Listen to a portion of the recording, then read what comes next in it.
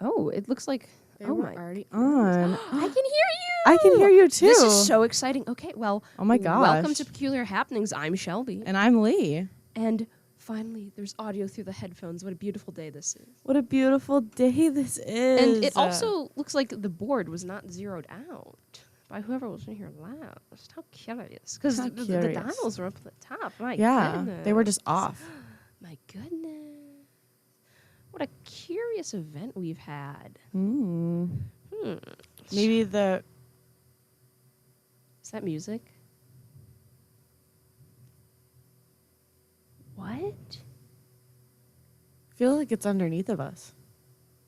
Can you feel it? I feel it through my chair. I think. Hold on. Chatter for a second. I'm gonna go be nosy and see what that is. I'm chattering. Let's start our episode with another mental health PSA. I'll be right back. So there is this breathing method I learned. For anyone out there who might be an anxious girly or struggling with things, there's a lot going on. I know I have a lot going on in my life right now, and sometimes it can just get a little overwhelming. So I know a breathing method that I was taught when I went through counselor training, actually, which is the box breathing method. And I've heard a lot of people mention it other times. And funny enough, talking to other people, whenever this comes up, I realize a lot of people don't know what it is. So the box breathing method is basically where you breathe in for 4, hold it for 4, breathe out for 4, and then stay like that for 4. So you're breathing in a box of 4, basically. So the box is a little bit more visual, but it really does help, especially when in the midst of anxiety or an anxious moment. I highly suggest trying it out because it can be good for you. Breathing and paying attention to when our heart rate is rising or when the anxiety is getting too bad. There's always a time to take a moment, do a little exercise like box breathing or counting can help people. Touching the tips of your fingers. I'm hold my hands up like you can see what I'm doing, but you kind of tap each finger to your thumbs. I know people have done that. Investing in something like a fidget toy or an anxiety-like toy of some sort, like a palm stone, anything like that can really help. So if you're struggling out there, or like I said, you're an anxious girly, look into that because that can be really cool. And can help. So I suggest investing, or I suggest looking up some things, and maybe I'll do some research, and this can be a daily segment before we start.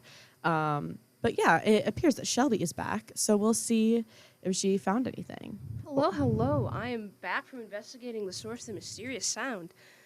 I don't know what it was, but according to my investigations, it seems like there might be like a band practice either next to or below us.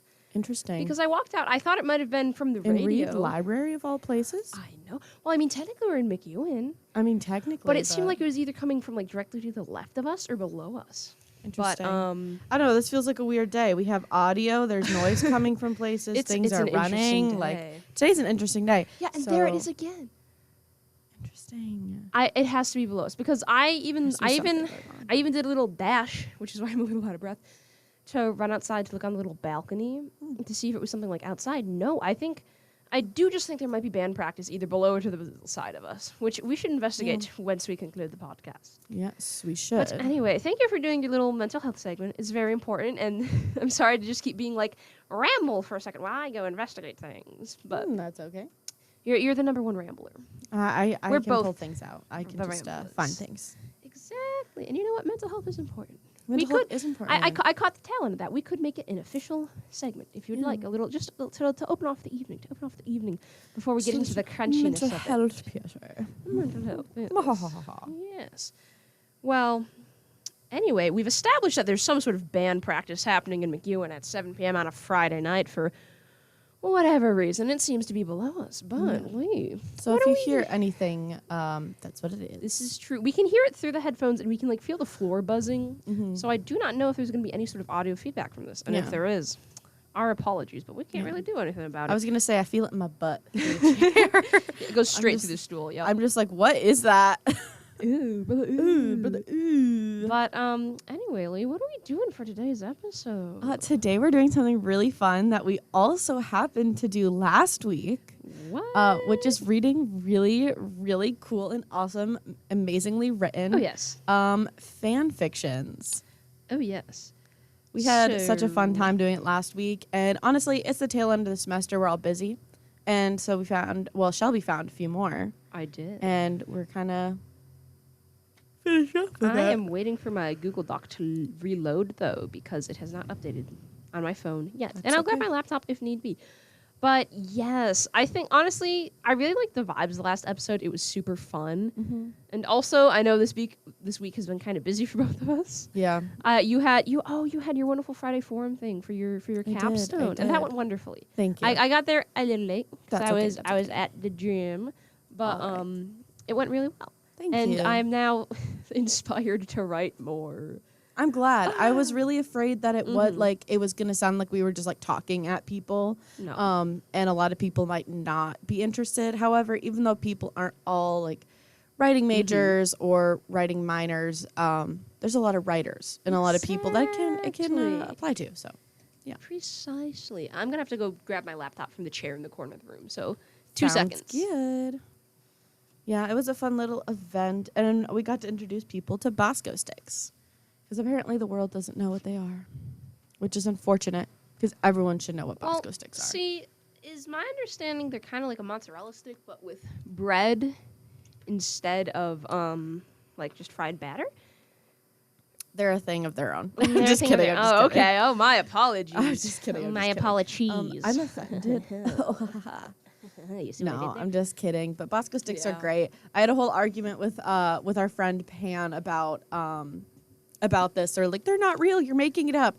And then they sent me a picture from the store today of a different brand, and right underneath of it was a package that said Bosco on it. And I said, I literally messaged them and I said, you see, they are real. And then Pan said, shush. And I said, hee hee hee hee hee, like a menacing little lad that I am. Menacing little lad. I'm setting up my laptop because it's probably fine, but I don't want it to be like sitting on the board at all because I'm like, he's gonna let you kill it, and then we destroy the whole radio station. I don't know if that's what would happen. I don't think that's what would happen, but I'm erring on the side of caution. So valid. So Lee, last week we covered fan fictions such as feminist Steve Harrington, yes, my Weed favorite. Brownie. Weed Brownie. And I think that was all we got through because we read the entirety of the feminist Steve Harrington one because it was so fun. Yes, because it was so good. So I do have a What We Do in the Shadows crossover that is really good, but unfortunately there's a lot of swearing from the characters, so I think it would be a little difficult to read on air. And I also know you haven't seen What We Do in the Shadows. Which I do need to. It's so good. You would love it. So I'm going to... I mainly also just put it on there just because I liked it, me personally. So let's move into our next 3 contenders. So... one of them... Okay, so here's the titles I've written down in my little notes. Mm-hmm. One is monster hunting, which I told you about. That's Steve and Robin. The premise is they pick up monster hunting as a side gig, sort of side hustle. So there's one that involves a zebra, which is very short. A zebra. And there's one that involves Bigfoot. Bigfoot? Yes, and I will not say any more than that. I think it's the most beautiful thing I've ever read, and that one is a little longer. So, dealer's choice. What are you feeling first, Lee? I know we put off the other one, but this Bigfoot one's intriguing me. And I want to make sure we have time for it because it sounds fun. Oh, it is so fun. I mean, I chose last time, so what would you feel? Well, I mean, honestly, I think Bigfoot would be a good one to start on. Okay. Let's do it. Also, unrelated. Hold on. Sorry, my lungs are irritated because I'm recovering from a cold. Also, unrelated, because Radio Station Banquet was last night. I keep wanting to say it like Ben K. I don't know where I got that pronunciation from. It is so wrong.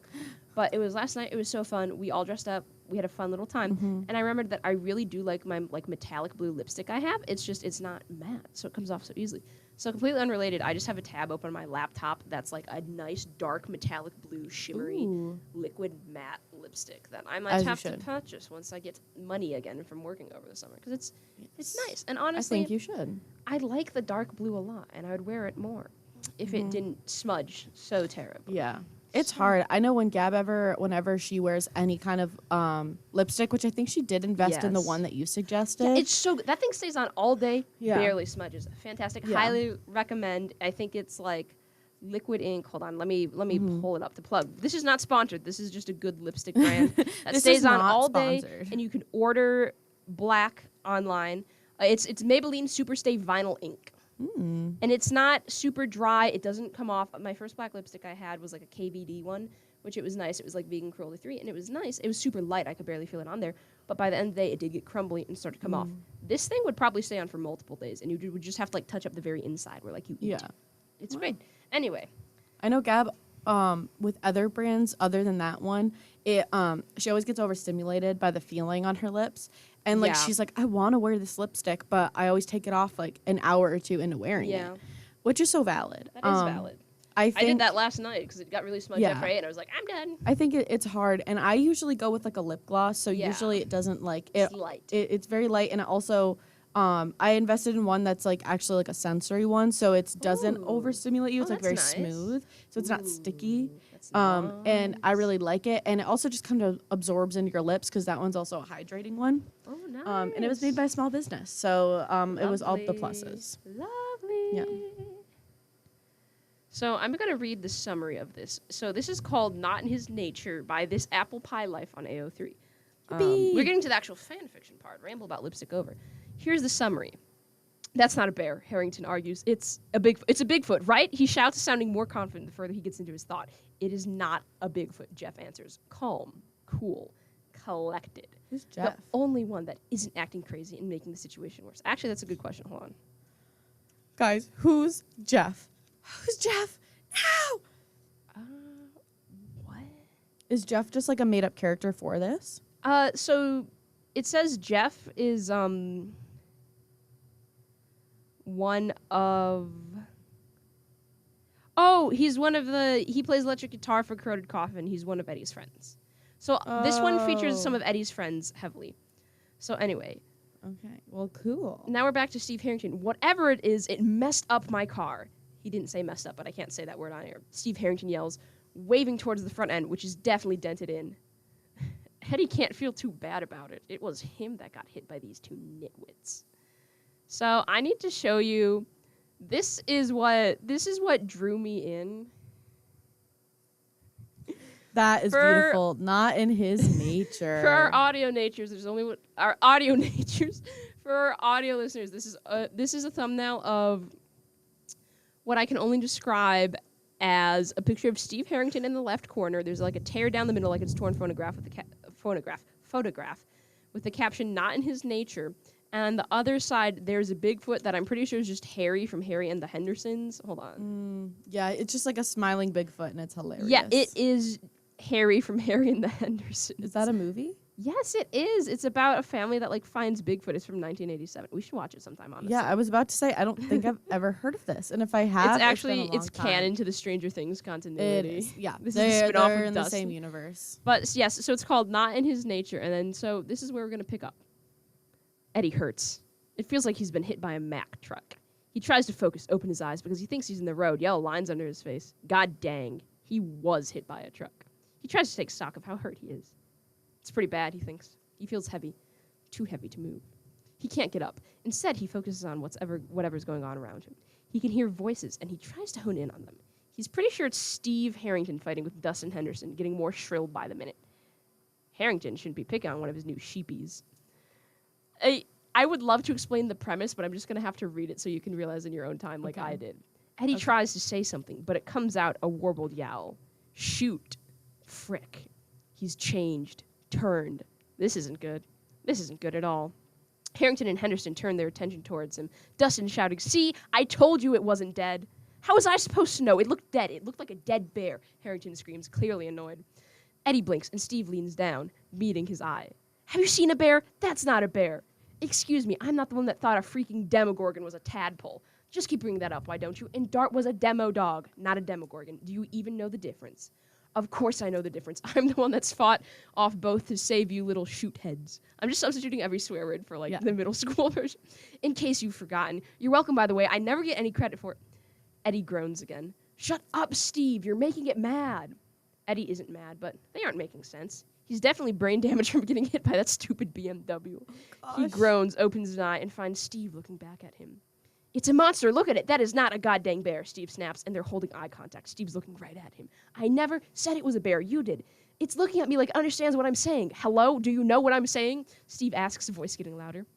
He doesn't know what you're saying, Steve, Henderson snarks. It's a wild animal, not a monster from the upside down.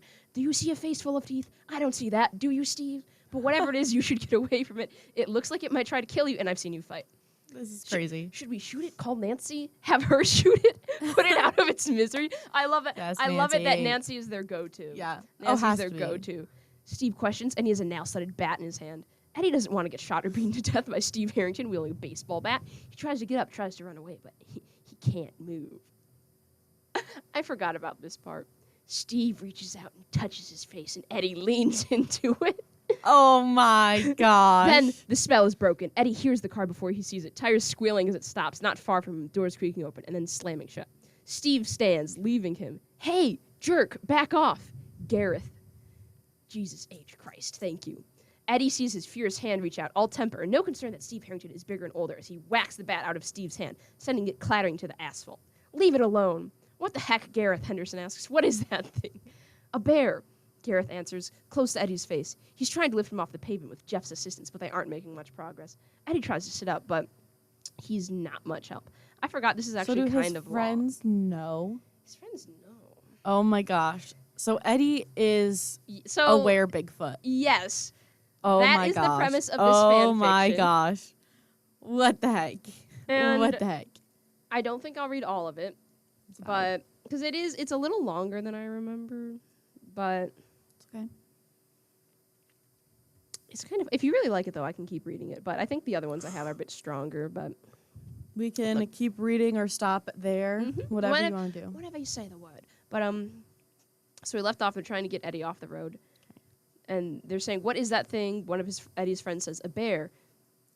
Excuse me, and then his other friend, our pet bear, Jeff says. Gareth says, we're raising it to sell to a circus. Just as good, he says. It's our 4-H product.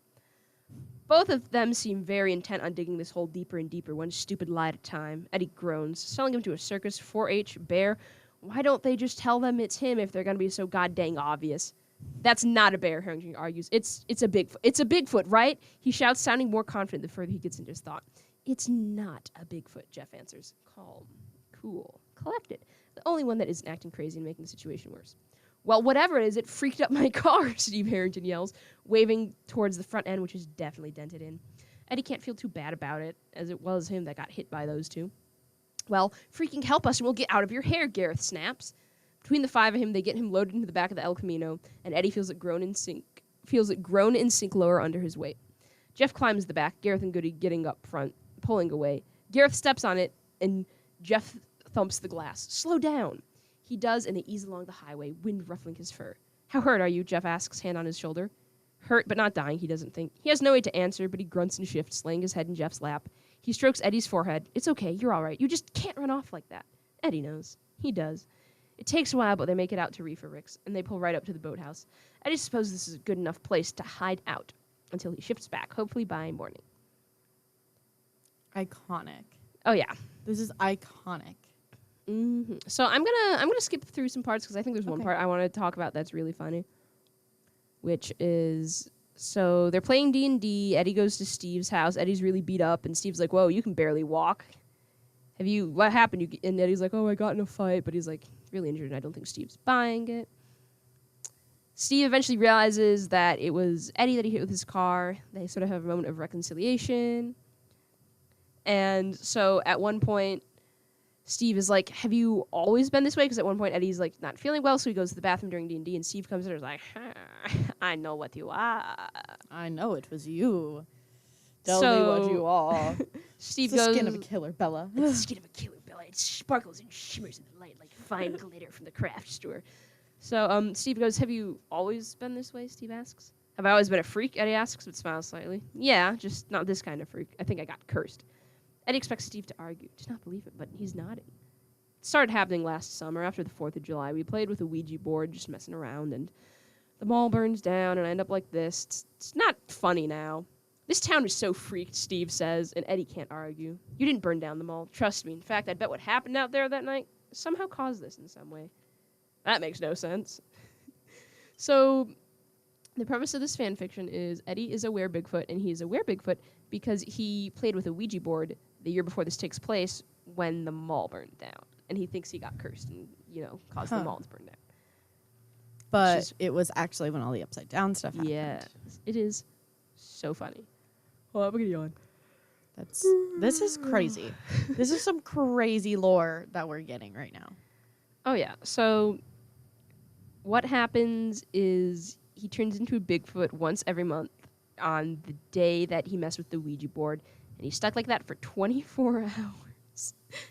And I want to just read this excerpt, which is, so Steve's with him when he transforms and it says, tonight Steve Harrington is peering down at him as he sits on the ground. Eddie looks up at him and smiles wide. Steve laughs and reaches out, patting Eddie on the head. What now? Steve asks the room as Eddie's friends just sit there. We wait. He's going to be like this for about 24 hours, Jeff answers. Eddie nudges his big fist into Steve's thigh, getting him to turn and look at him again. He does, and Eddie gives him another toothy grin. Stop flirting with Steve Harrington, Goody says, and Eddie turns and gives him a dirty look. I don't think your ugly self is his type. That's wild. And then it ends with Eddie makes a happy noise and settles back against the wall. He doesn't even feel the urge to run away tonight. Not with Steve right here. Oh my god. The fact that it's a were-Bigfoot situation and it's a Steve and Eddie fanfic is crazy. This is a crack fiction in the purest sense, but I have to respect it because it's actually fairly well written. Yeah. So hey, they end up trying to fix it by getting the pieces of the Ouija board, burying it with Robin has like a vial of holy water. Oh my goodness. And then they like end up locking him in a cage just in case. And Steve stays with him just to make sure it worked. And then they kiss. Oh my gosh. And they what? They kiss. They kissed? That's crazy. Kiss.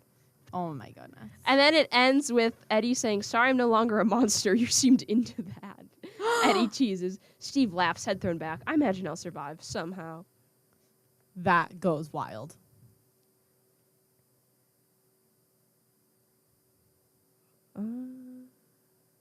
Yeah, it is. The author even made a note saying the basic premise is they were thinking of the Harry and the Hendersons movie.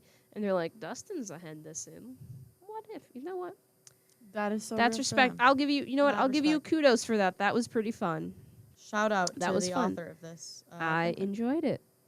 I enjoyed that quite much. All right. So next, what are you feeling next? Well, actually, before we move on to the next one, what are your thoughts? We didn't read all of it. It was fun, but unlike the other one, I don't think it was as worth reading the whole thing of. Yeah. I got to the good bits. The good bits. Yeah, I think it's fun. I think it feels kind of campy and just like it's silly. Yeah. And I feel like silly and like you said, it was well written. The other one was a little absurd in like the language they used. Yeah. But it was just like fun, kind of like joking around with it and getting invested. But I think this, like, honestly, I kind of messed with it. It was kind of fun. I forgot. Anyway. But yeah, I think it was fun. What do you think about it? I think, the thing that just really captivated me was the beautiful, beautiful thumbnail of Steve Harrington looking at Harry from Harry and the Hendersons. Absolutely amazing. I could just imagine pretty funny. Okay.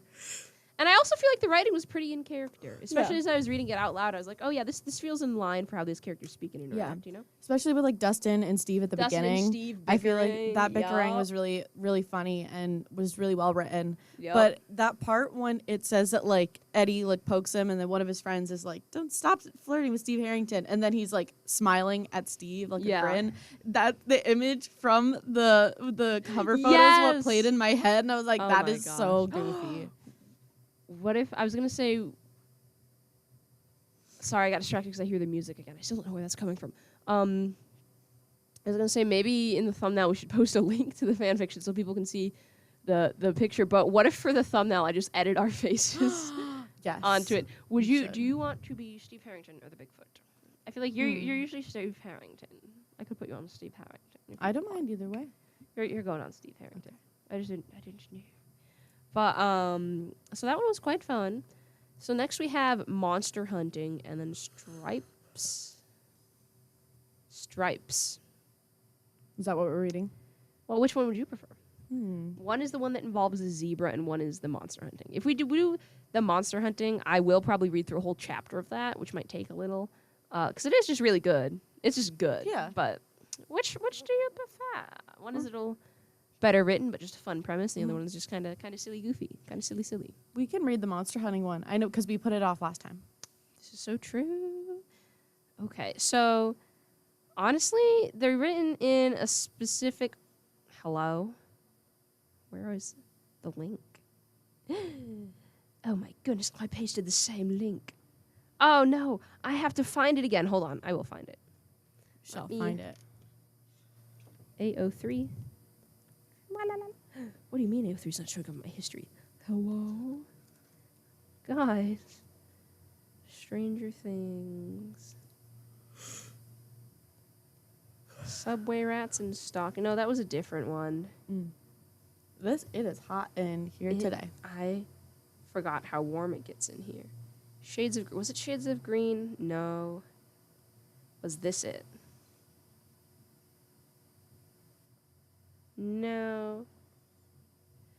I found another one that was pretty fun. That was A Court of Jesters. That was basically Robin interacting with Steve before they were friends. It's just it's nothing out of the ordinary. It's just kind of like a cute little, this is them before they really knew each other.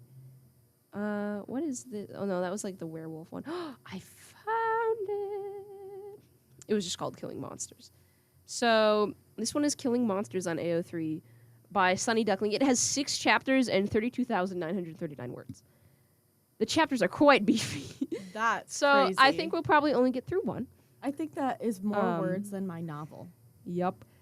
So As of right now. It's dedication. Oh, speaking of which, how many pages is your novel? The first draft is 100 pages because that's where wonderful. Yes, that is how long our goal was for that class. Wow. And I hit a point where I couldn't write more because I just hit a point where it was just a lot. That's fair. But my second draft is up to 30-ish now, I think. Oh, that's so cool. I love that so much. Yes. Pretty fun. Okay, so this is Killing Monsters by Sunny Duckling on AO3. The summary is as follows. The job market is tough right now, so when Steve and Robin stumble upon an interesting and lucrative career opportunity, who are they to turn it down? Or Steve and Robin have trouble making ends meet, so they decide to take up monster hunting in their free time, as a side hustle. They meet a variety of interesting characters along the way, learn some lessons about monsters, friendship, and proper disposal of bodies. But is everything as it seems, or is there something more sinister lurking in the shadows? Now, I read a couple chapters of this. I have not read all of it, to be honest. So the second one, I think, is where Eddie comes in, so we can go to that one if you want. I read the one where Steve gets a sword. This sucks, which involves vampires. A tangled web, which involves a giant spider, and a charity fund race for the cure, which I actually don't know what that's about. So I'm gonna take a look-see there real quick. And then what chapter are you interested in doing? I have no preference. I am set for whatever. That is fair. Okay, so I think you would either like Chivalry, Rivalry, Revelry, or the one where Steve gets a sword. Or the first one, because that just establishes how they get into this. Dealer's choice, my friend. We can do the first one. Dealer's choice. I mean, we might as well. We might as well. So this first chapter is just called Thoughtless Sallies. So tell me again, Mr. Harrington. Oh, yeah. Hartington. My apologies, the man says idly, crunching down a potato chip. He holds Steve's resume with greasy fingers and flips it over like he's expecting there to be more on the other side. There isn't. He grabs another chip before continuing to speak, displaying to Steve the mushy food in his mouth. Gross. What qualifications do you have for this role? Well, Steve says, flinching only slightly when a fleck of saliva-soaked tuber lands on the desk in front of him. I went to school for accounting. I worked in my father's office for a few summers. Is that all? Yes, that is all, as you can see on my resume. There's annoyance leaking into Steve's voice. He can't tell if the interviewer is picking up on it. Well, Mr. Houghtoning, we are a prestigious company. Only the best can stick with us, just like my ex-wife. Oh. Anyway, I just don't see you fitting in here. I mean, you have almost no experience. Your GPA wasn't anything to write home about, and to top it off, you came in here wearing that ridiculous wig. I just can't see how anyone would take you seriously. Lord knows my ex-wife wouldn't. Prestigious company? Steve asks. Your office is on top of a nightclub. If he were standing, Steve would put his hands on his hips, the way Robin always told him makes him look like a scolding mother. And my name is Steve Harrington, and I don't wear a wig.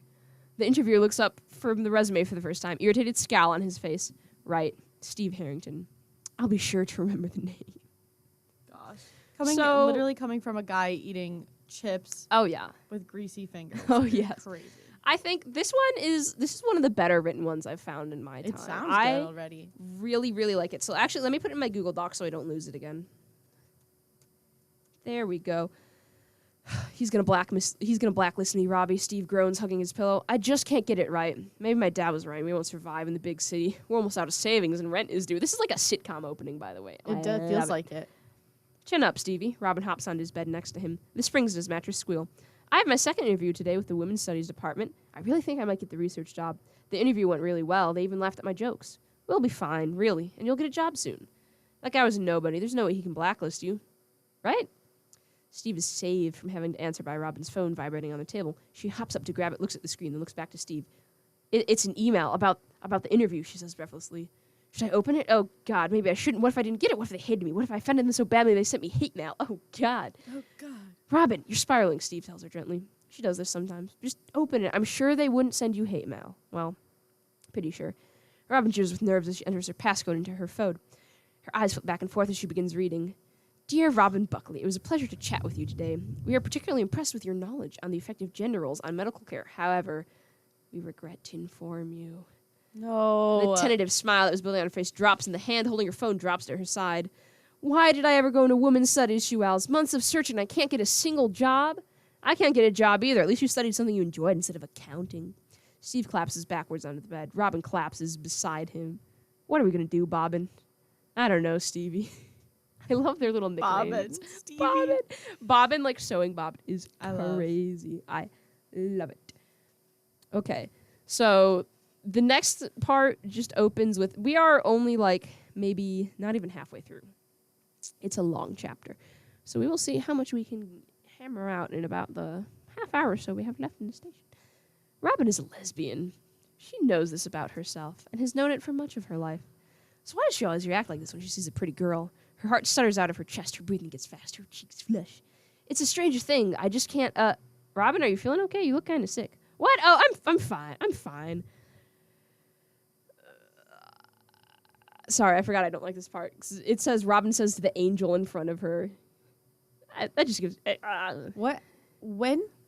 It's what not an the actual switch? Angel. No, when was the switch of them being in the apartment? Weren't they in their apartment? Yeah, they're in the apartment, and now, so this is a smash cut to Robin talking to someone else, I think. So okay. This really likes to do a lot of, like, hard transitions. Okay. There's not, you don't really get eased into it. It's just kind of flash back and forth. Okay. So, let's see. Robin removes her flannel overshirt that she may or may not have stolen from Steve in an effort to cool down. Her hands get tangled in the ends of the sleeves, and she awkwardly fumbles with them both stuck behind her back for a few seconds. She must look like a mental patient. When she gets her hands free, the angel, her name is actually Angel. That's the one thing I don't like about the first chapter. That's a little too on the nose for me. A little too on the nose. A little cringy, That's, but it's okay. It's okay. It's okay. That, the rest of it is good. The rest of it is good. Turns back to the third girl standing with them in line at the coffee shop to continue their conversation. Steve had the idea that maybe she should reach out to some of her old classmates to see what they'd done with their degrees. Maybe she could network and get in with their companies, he said. Ha! Joke's on him. Steve should know by now that she's not socially graceful enough to network. She might have been if it had just been her old classmate Veronica she was hanging out, but Veronica had invited Angel along, and now here Robin was, sweating and flustered and not looking the least bit employable. If you say so, Angel tentatively responds to Robin in an angelic voice. There's too much that's the only thing that throws me off. Mm-hmm.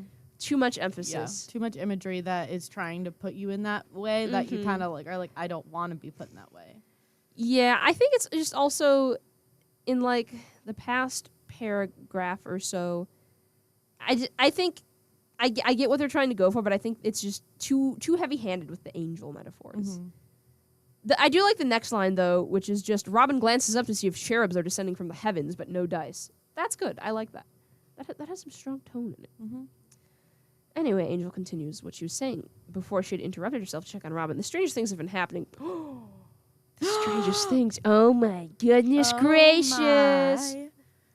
Crazy behavior. The strangest things have been happening since I moved to my new apartment. Things seem to move when I put them down. There are these knocking sounds coming from the walls whenever I move around. I swear I saw a ghostly child running down the hallway.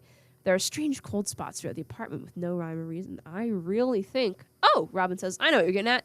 Me and Steve, he's my best friend, not my boyfriend, though everyone thinks that isn't true. We really are just friends. Well, not just friends. There's no just about it. He's the most important person in the world to me, but I definitely have room in my heart for other people.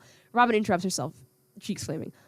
Anyway, we had a similar problem when we moved into our apartment. We can help with yours. Really? Great. Angel smiles at Robin, and Robin knows she just made the best decision in the world. How are you feeling about it so far? We haven't gotten to the monster hunting yet. I think the setup, I'm liking it. the setup is always the roughest part before you get into it. But it's necessary. I think they're doing a good job establishing the world building. Yeah, I think so too, and I think they have pretty good writing skills. So.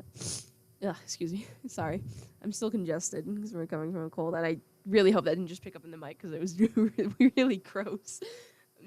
Goodness. Anyway. So we have another smash cut. So the way they're doing the smash cuts, they've got like the little lines separating the paragraphs. So now we're a smash cut to, Robin, you just made the worst decision in the world. Please, Steve. So let me get this straight. You see a pretty girl, ramble at her for 2 minutes, and decide to offer both of us up for an afternoon of hard manual labor to fix up her apartment. Hard manual labor? She needs us to fix a draft. Robin thinks for a second about the other issues Angel had reported, notably the ghost child, and maybe a carbon monoxide detector installed. But that's all. It won't take half an hour. Then why doesn't she do it? Robin shrugs. Angel had seemed really, really happy about how Robin agreed to help, gushing about how she was so glad someone had the skills to help her and how finally someone believes her. It seemed kind of like overkill, even to Robin, queen of ramblers, but she's not one to look a pretty girl in the mouth. Look, she said she'd pay us. Robin plays the ace up her sleeve. Steve's head perks up, hair not shifting an inch. He's been preening over it more since his interviewer accused him of wearing a wig. I love that callback. That's a good callback. Really? How much? Robin shrugs again. She didn't ask. Well, Steve says in the tone that Robin knows means he's grudgingly grieved. Maybe we can steal some silverware while we're there. At least a couple snacks. Another smash cut. Huh. It is drafty in here, Steve says to himself as he and Robin step past Angel and further into the apartment. She is very cute. Steve can see how Robin got suckered into helping her with her cruddy apartment. Can you really call it cruddy, though? Theirs is worse. Steve wonders what Angel does for a living. Maybe they're hiring. Thank you so much for helping me, Robin, Angel coos. She turns to Steve. You must be Robin's best friend, Steve, right? The one who takes up so much room in her heart. Angel giggles and fake swoons. Steve isn't so sure. He likes her. Yeah, me too, pal. Yep, that's me, he says unamused. Steve, Robin's friend and only her friend. Well, not only. She's really important to me. You two are so similar. Anyway, let me show you around. Angel starts walking around the small apartment, pointing and talking. This is the kitchen. She points to the kitchen. It looks like an ordinary kitchen.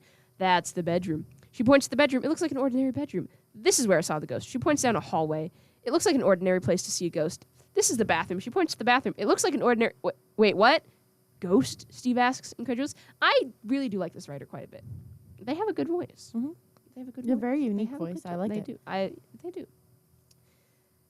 Yeah, didn't Robin tell you the details? I have a ghost, just like you guys did in your apartment. You'll still help me, right? Angel's bubbly demeanor turns pouty. Her eyes shine with unshed tears. Robin is frantically nodding her head behind Angel, holding up and pointing to the carbon monoxide detector she bought on the way. She's like, yeah, we'll help. She's like, yeah, we believe you about the ghost. Carbon monoxide. Sure, we'll help. Great. Well, I'll leave you to it. Angel claps her hands and makes a quick retreat from the apartment, locking the door behind her. That's kind of weird. Steve and Robin awkwardly stare at the exit for a second. Did she just leave? Steve finally asks. Who leaves two strangers alone in their apartment? We're not strangers. Angel and I have a strong bond. She probably didn't want to be here for the exorcism, Steve realizes out loud. Why did you get us into, Bobby? This chick is nuts. That's why he brought all these supplies. We'll seal up the draft and set up the carbon monoxide detector. Boom, ghosts be gone. Besides, if she really is nuts, you don't want to upset her by leaving early, do you? She might haunt you. Robin holds up wiggling fingers like she's pretending to be a ghost. You owe me so much for this. Let's start with the carbon monoxide detector. I don't want to gas myself while we're here. Real. Steve pulls out a rickety dining chair with a screech. He stands on it and chooses a place at random to stick the detector to the ceiling. Batteries are in. He turns on, waiting for beeping. Nothing happens. Well, that's weird, he mumbles to himself. He hears Robin giggle. It's not funny, Steve. If there's no gas leak, there must be something else wrong. I can't believe you would laugh at a poor girl like that, Robin says, rolling her eyes when he turns to look at her. Who said it's funny? You're the one laughing, he points out. I just want to go home. Huh? I didn't laugh. Well, neither did I. They sit in silence for a tense moment. Probably the neighbors left the TV on, Robin says. Thin walls, Steve agrees. Let's work on that draft, then we can get out of here. As though his words had summoned it a cold breeze sifts through the apartment. Ooh. Steve shivers and they make their way to the window to check for leaks. Well, that's stupid, Steve remarks when they reach the window. She complains about her apartment being cold, but keeps her window open in the middle of November. He slams it shut. Job done. Time to leave. Was that open when we came in? Robin asks. Must have been, Steve replies. But we walked past here when she gave us the tour. I glanced at the window because she was complaining about drafts. I would have noticed if it was open. Steve doesn't reply, because in that moment, another giggle echoes through the room.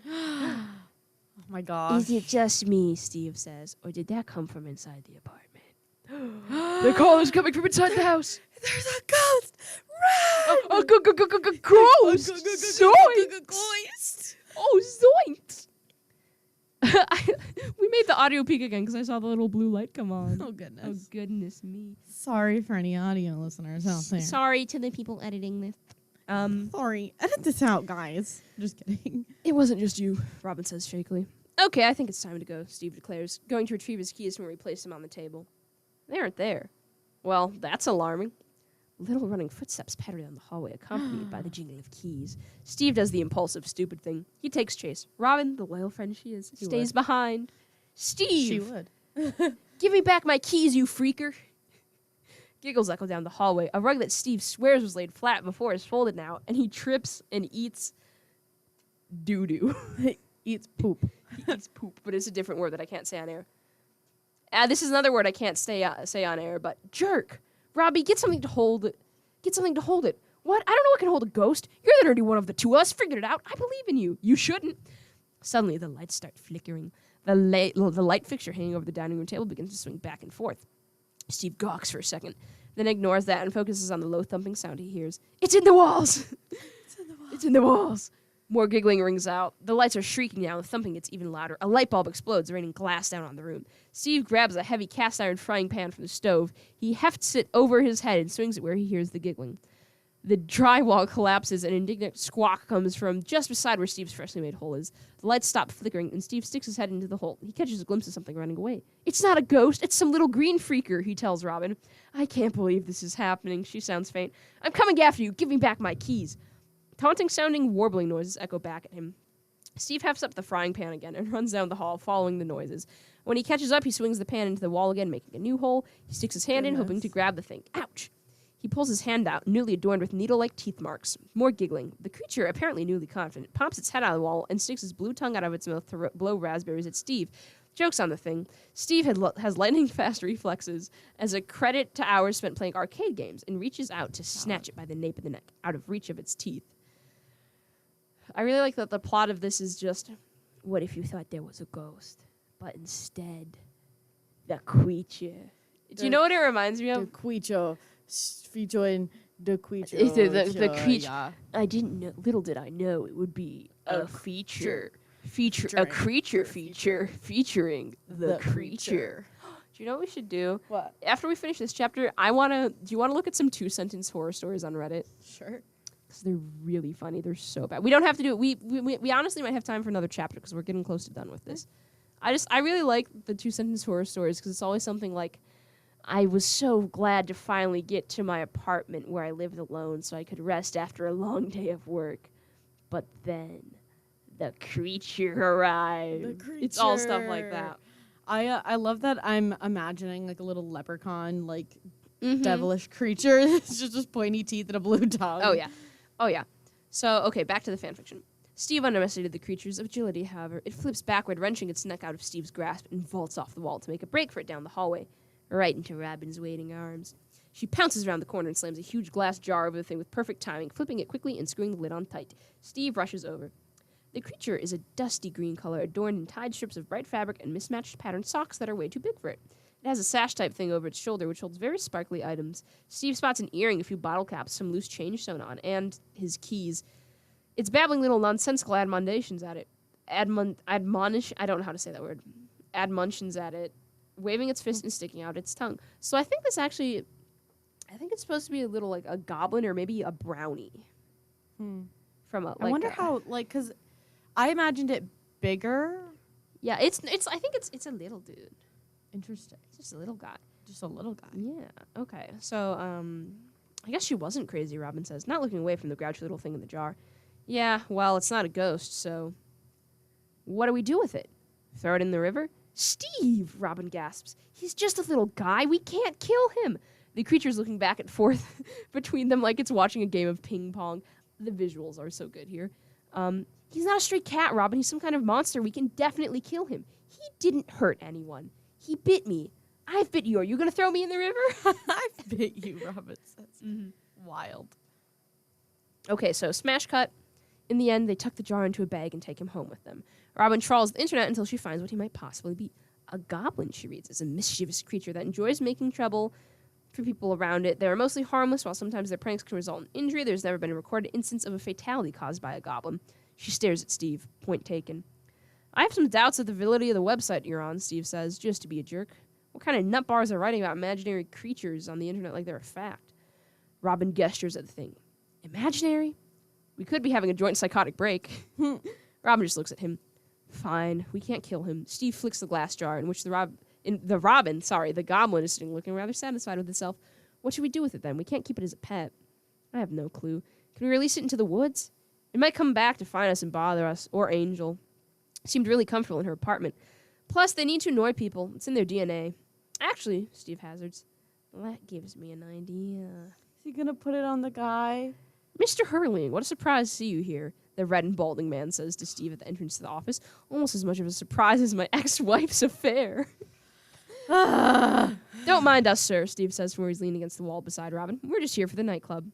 Of course. Steve's previous interviewer checks his watch. It's 2 p.m. He shakes his head and walks into the building. Robin swings off her backpack and looks at Frankie. They named the goblin Frankie. Still encased in his prison of glass. Okay, listen, Frankie, here's the deal, Robin explains. Steve says the sky will be a blast for you to ignore. There's even a nightclub underneath. Won't you like listening to the music and pranking drunk people? Frankie nods and bounces on his heels. We'll let you go here on the condition that you leave us and Angel alone. And my keys, Steve pipes in. Right, and give Steve back his keys. Deal? Frankie nods, and Robin unscrews the lid of the jar. He bounces out and scampers off quick as a flash, leaving nothing but Steve's keys in his wake. They grew up so fast, Robin sniffles and wipes a tear. They need to go back to Angel's place eventually, and they do the next morning. This is another smash cut. Steve is complaining and moaning the whole way over. We are never doing this again, he says as they leave their apartment. I'm going to pretend that never happened to us. I never saw anything out of the ordinary. The supernatural does not exist, he says on the subway. Nothing happened. We should leave this messed up city and never come back, he says on the walk up the stairs to Angel's place. When they knock on the door, Angel swings it open with a huge grin on her face. She pulls them both in for a hug. Robin blushes. Over Angel's shoulder, she sees the huge holes Steve left in her wall. There's still plaster dust and broken glass on the floor. They trashed her apartment. They're terrible.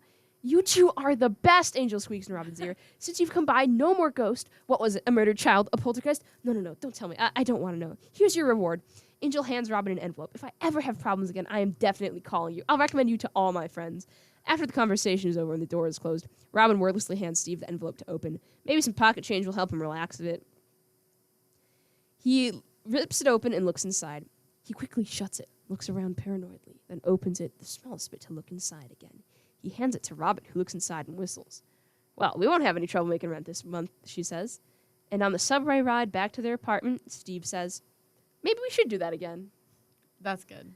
This is, I quite like this one. I love that. That was so cute. It's such sitcom vibes. I love it. I would watch this show. It is. It's so good. So what are your thoughts on it?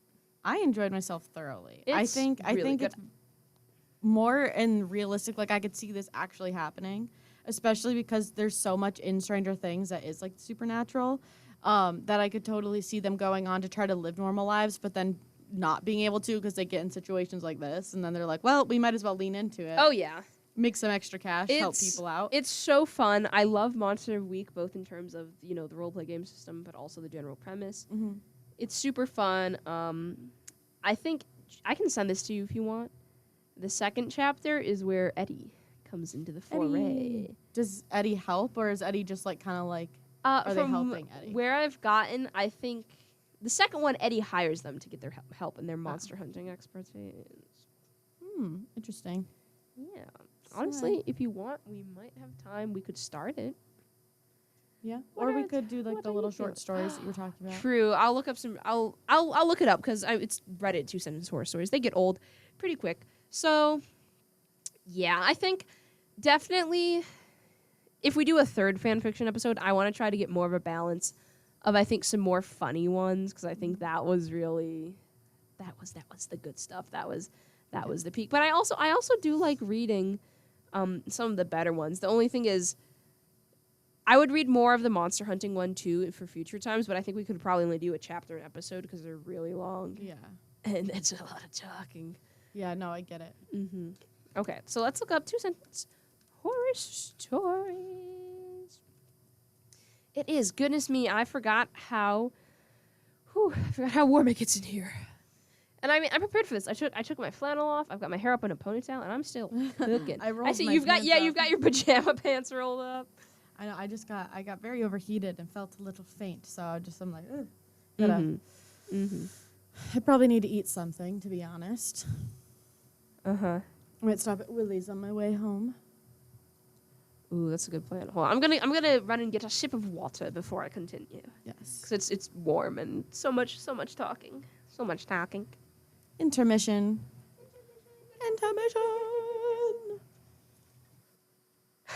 Okay, here's one of the ones I'm talking about. I'm so sad, I thought to myself miserably. Hello, said the happiness man. The happiness man? Is that it? Yep. It's 2-sentence horror stories. That's funny. I didn't know you legitimately meant 2-sentence. The happiness man. That's crazy. Let's go see the lion exhibit at the zoo, I said. But the lion heard me speak. What? These are so bad. I asked the homeless man if he wanted a sandwich. Little did he know it was a knuckle sandwich. Bro. That's diabolical. That is diabolical. What up, womp womp womp. Would you still love me if I was a worm? My partner asked. I would, babe, I replied as I underhandedly pulled out my magic ray gun that turns people into worms. God. I would, so I'm actually going to turn you into one. My refrigerator smells like bananas. There are no bananas in my refrigerator. I don't know if that one's actually implying something. What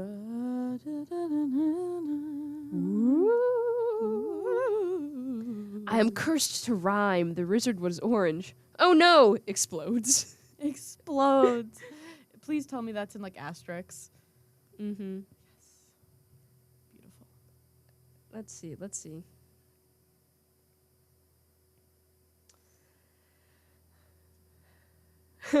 Oh boy, I sure am glad I didn't get stabbed tonight, I said.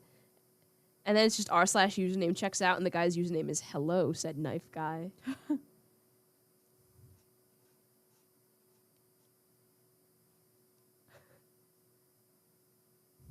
It was actually the FU guy.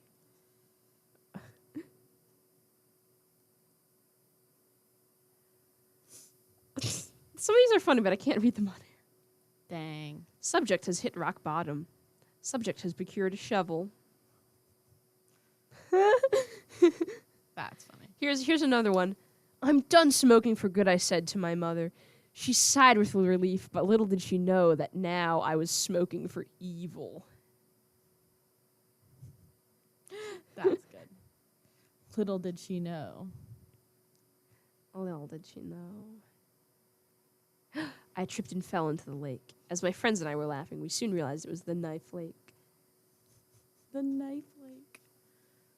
Mm-hmm. I think we should write some of these. We should, because they're so bad. It's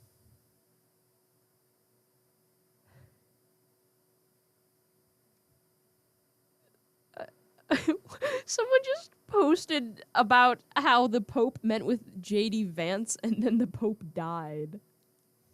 That's the horror story. That's that the entire internet's talking about.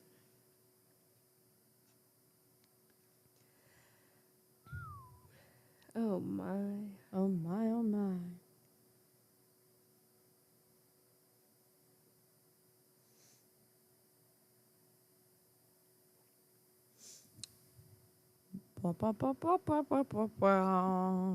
So there's an awkward silence. Sorry, No, you're good. I can't look at this anymore. It's just too stupid. Oh my Goodness. goodness me. Yeah. Anyway, I hope you've enjoyed the fan fictions I've read today. I enjoyed them thoroughly. I definitely think I need to find more funny ones, but that entails seeing the absolute depths of human depravity on AO3 again. And I'm like, I can also try to look this time, and maybe I'm the one reading, and you get to listen. I could show you how the AO3 tagging system works. I do need help with that. I'm gonna warn you though. You're gonna see some things. I'm gonna see some things. It's not gonna be Dang. joyful. It's not. Some people write some really weird stuff. Cause there's like normal weird. There's like weird. Okay, then there's weird. Like, why would you write that? Weird? Yeah. Like, who would even think this up? Why would you write that? Why would you come up with that weird? Shudder. Honestly, if we could find one that wasn't too graphic, I think it would be really funny if we found like an Omega verse one. That would be really funny. Because I feel like, God, I've seen so many of those specifically for like Steve and Eddie, and I'm like, chat. What are we doing here? What are we doing? Is Guys? this real? Is this real? No. It's, goodness me. Because honestly, I think the first one that I found that I read that was like, oh, Steve was a werewolf and Robin was a magical wood elf. I think that's like that's the kind of vibe I'm looking for, you know? Yeah. Because it's kind of silly. It's not too over the top. It's not too explicit, and it's just it was a little fun. Silly goosey. It was silly goofy. It was silly goofy. All right. Yeah. Tis that time of night. It is. So I think we might be ending a little early today because we started a little later, but you know, that's okay. We'll keep this one short and sweet. Oh my goodness. Do not drop your laptop. I just tried to shut my laptop on like the little bit of desk I have, and I almost knocked it off the shelf. Goodness me. Indeed. All right. So I think the episode we did last week was just going to be the Fanfiction Throwdown. Do we want to do the Fanfiction Throwdown part 2 for this one? We can do whatever. I think that works. All right. Well, this has been the Fanfiction Throwdown, part 2 of Peculiar Happenings. I'm Shelby. And I'm Lee. Stay weird.